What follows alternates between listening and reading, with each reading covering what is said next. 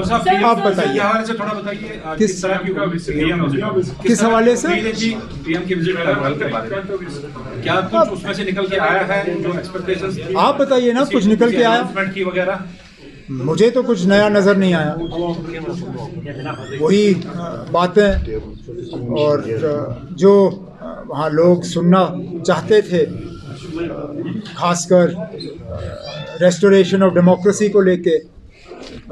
मैं जानता हूँ कि वज़ीर आज़म खुद इलेक्शन का अनाउंस कर नहीं सकते, इलेक्शन का अनाउंसमेंट जो है वो इलेक्शन कमीशन को करना होता है, लेकिन कम से कम वज़ीर आज़म से इतना ही कि जो 31 सितंबर का डेडलाइन सुप्रीम कोर्ट की तरफ से लगा हुआ है उसको देखते हुए उससे पहले इलेक्शन होंगे, ये हम सुनना चाहते थे। Restoration of statehood, full statehood, not half या कोई और मॉडल, फुल स्टेटहुड, जितना हमसे लिया गया उतना हमें वापस चाहिए, उसके बारे में हम सुनना चाहते थे। बेरोज़गारों के लिए एक एम्प्लॉयमेंट स्कीम, एक एम्प्लॉयमेंट पैकेज, उसके बारे में सुनना चाहते थे। डेली वेजरों के रेगुलराइजेशन के बारे में हम सुनना चाहते थे। जो यहाँ पे बिजली की हालत जो दिन ब दिन और ज़्यादा ख़राब होती जा रही है, हम उस पर सुनना चाहते थे। उस पर भी वज़ीर आज़म साहब खामोश रहे। तो जो हम उम्मीद कर रहे थे, उम्मीद तो हमारी रह गई, और जो हमने सुना वही सुना जो इससे पहले सुनते आए हैं। पीएम से जब अब वोटिंग की तारीख भी नजदीक आ रही है, नेशनल कॉन्फ्रेंस की तरफ से कब कैंडिडेट्स की लिस्ट सामने आएगी? जब हम पसंद करेंगे अनाउंस करना। हम ना आपके प्रोग्राम के मुताबिक ना किसी और के प्रोग्राम के मुताबिक अपने कैंडिडेट्स का ऐलान करेंगे। हालांकि अपनी जगह मैं आज मुतमईन हूँ कि मुझे पता है कि किसने कहाँ से लड़ना है, लेकिन ऐलान हम तब करेंगे जब हमें सूट करेगा। और जहाँ तक रही बात, आपने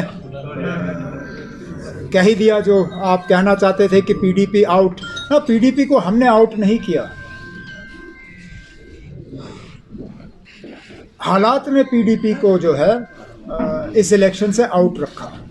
अब आप मुझे बताइए ना, आप साउथ कश्मीर की सीट, आप बार बार पूछते हो कि साउथ कश्मीर की सीट पीडीपी को क्यों नहीं, मुझे बताइए ना, अब ये कहाँ की सियासत है कि जो पार्टी तीसरे नंबर पे आई इससे पहले वाले पार्लियामेंट इलेक्शन में, नंबर 1 पार्टी और नंबर 2 पार्टी दोनों अपना क्लेम छोड़ के तीसरे नंबर की पार्टी को वो सीट दे दें, और जिस सीट पे फिलहाल तो बीजेपी का कोई असर रसूख नज़र नहीं आता।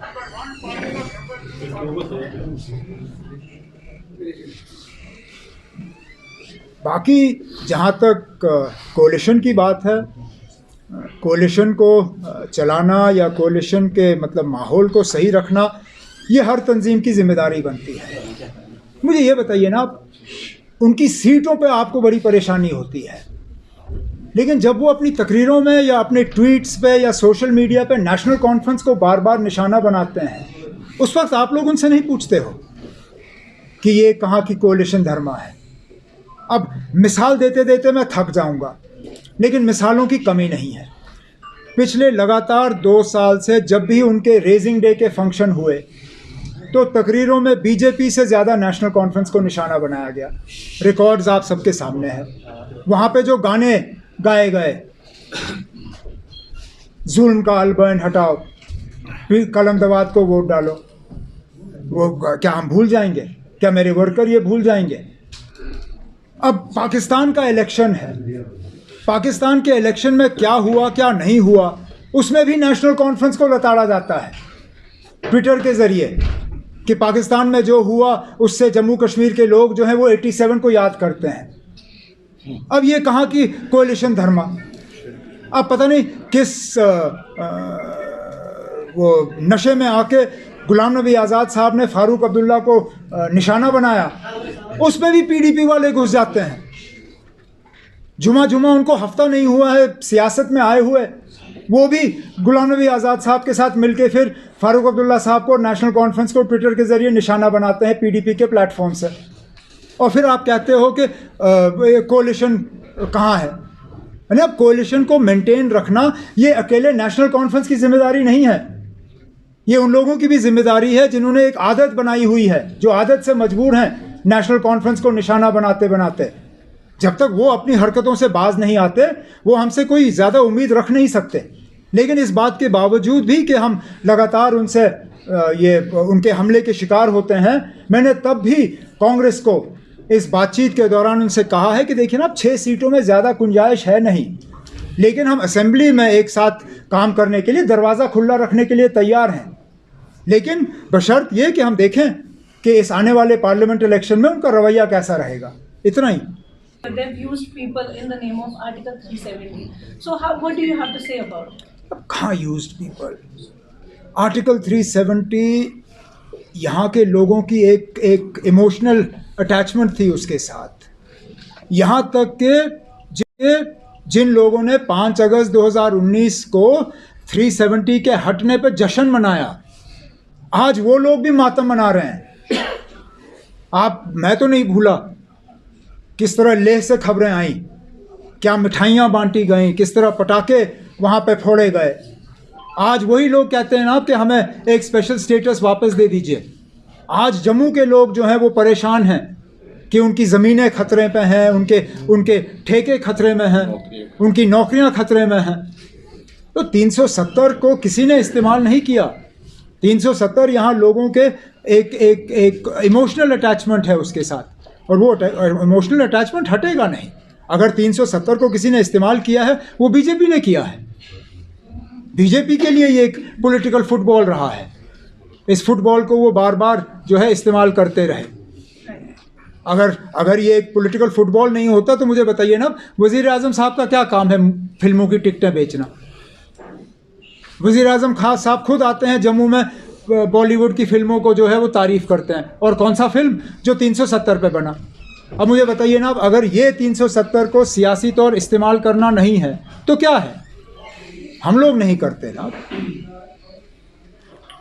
मैं क्यों लड़ूंगा? मैं मुझे एलजी से कोई लेना देना। मैंने ये आप बार बार पूछते, मैंने आपसे कितनी बार कहा ना, मुझे इस सिलसिले इन हालात में असेंबली इलेक्शन लड़ने का कोई शौक नहीं है।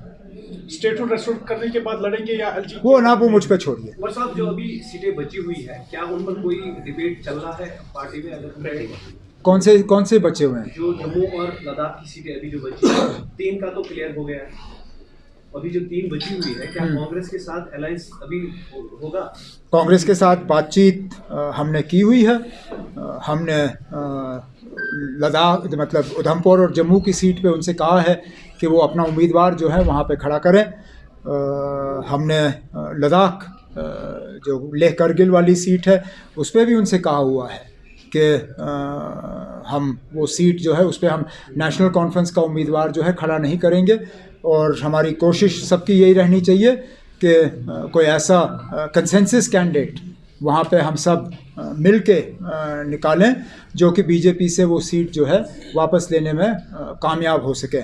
यहाँ तक कि मैं आपसे शेयर करूँ कि अनंतनाग की सीट पे भी हम कोई ज़ोर ज़बरदस्ती नहीं कर रहे थे। मैंने यहाँ तक कि जब कांग्रेस से हमारी बातचीत हुई, मैंने ये भी कहा उनसे कि क्योंकि वो दूसरे नंबर पे आए थे, सीट हमारी थी, लेकिन अगर कांग्रेस बहुत ज़्यादा इंटरेस्टेड थी अनंतनाग की सीट के लिए, अगर उस पर मिसेस सोनिया गांधी या राहुल गांधी या प्रियंका गांधी उस सीट पर लड़ने के लिए तैयार होते, हम वो सीट उनके लिए छोड़ देते, हमें कोई एतराज़ नहीं होता। लेकिन क्योंकि हमारी जीती हुई सीट है, हम और किसी के लिए वो जीती हुई सीट छोड़ने के लिए तैयार नहीं थे, जो कि मुझे लगता है हमारा हक है। कांग्रेस अगर हस्तक्षेप करे राहुल या सोनिया, तो क्या पीडीपी के लिए आप वो सीट छोड़ सकते हो? ना, मैंने पहले ही आपसे कहा ना, जो तीसरे नंबर पे आए उनको सीट मांगने का कहाँ से हक बनता है? और वो तीसरे नंबर पे तब आए जबकि पूरी जमात उनके साथ थी। आज जिन्होंने उनको तीसरे नंबर पे लाया, उनमें से कितने लोग आज पीडीपी में हैं?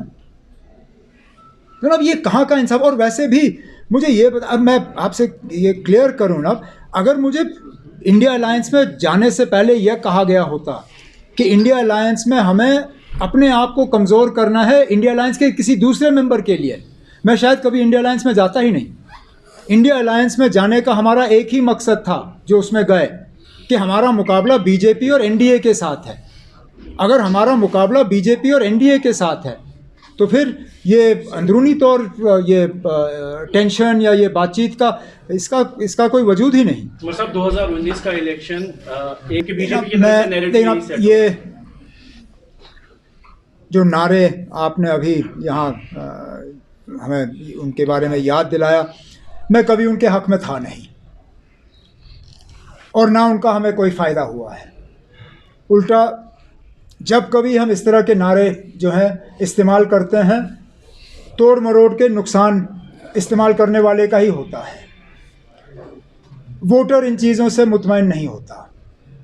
वोटर ये जानना चाहता है कि आज के जो हमारे मुश्किलात हैं उनका हल कैसे होगा, हमारी नौकरी कहाँ से आएगी, जो एग्रीकल्चरल सेक्टर में आज डिस्ट्रेस है उसको किस तरह दूर किया जाएगा, जो रूरल इकॉनमी जो है हमारी लगभग पूरी स्टैगनेंट हो चुकी है, रूरल इकॉनमी को किस तरह दोबारा ज़िंदा किया जाएगा।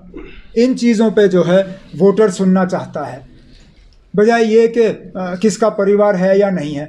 और ऐसे जो हैं जो हम मतलब या तो हम सेल्फ गोल करते हैं या गोल के आगे से हम गोलकीपर को हटा के मोदी साहब से कहते हैं ना आप लाओ कर लो स्कोर। अब परिवार पे हमने खुल्लम खुल्ला उनको गोल दे दिया और उन्होंने मौके का इस्तेमाल किया और बड़े तरीके से किया, कहा कि मोदी उनका है जिनका कोई नहीं, और हमारे पास इसका जवाब ही नहीं है। तो मैं तो अपने वो मुझसे हालांकि सियासी तौर और उम्र के लिहाज से बहुत सीनियर हैं, लेकिन मुझे थोड़ा बहुत जो तजुर्बा है वो यही है कि हमें इस तरह की सियासत जो है वो छोड़ के हमें लोगों के मुद्दों की सियासत करनी चाहिए। ये चौकीदार, ये अदानी अंबानी, ये राफेल, ये परिवार, ये चलता नहीं है। अपोजिशन को कितना नुकसान होगा इस जो भी नैरेटिव अब बना है, क्योंकि वोट आने दीजिए, मैं अभी कैसे कह सकता हूँ। How can I tell you whether we will lose 1 seat or 3 seats or will gain 1 or 3? You will only know where we stand on the day the votes are counted and the seats are tallied. So let's see. खबरें तो ये भी है आप श्रीनगर से लड़ रहे हैं, इस बात में कितनी सच्चाई है? अगर कल मैंने उधमपुर से कागज भरे फिर क्या करोगे? लेकिन अब I don't know where I'm going. I don't even know if the party will field me in this election. The party is at this point in time engaged in discussion with our own colleagues to see the most suitable and most appropriate candidates for each seat. When we are ready to announce whoever it may be, he or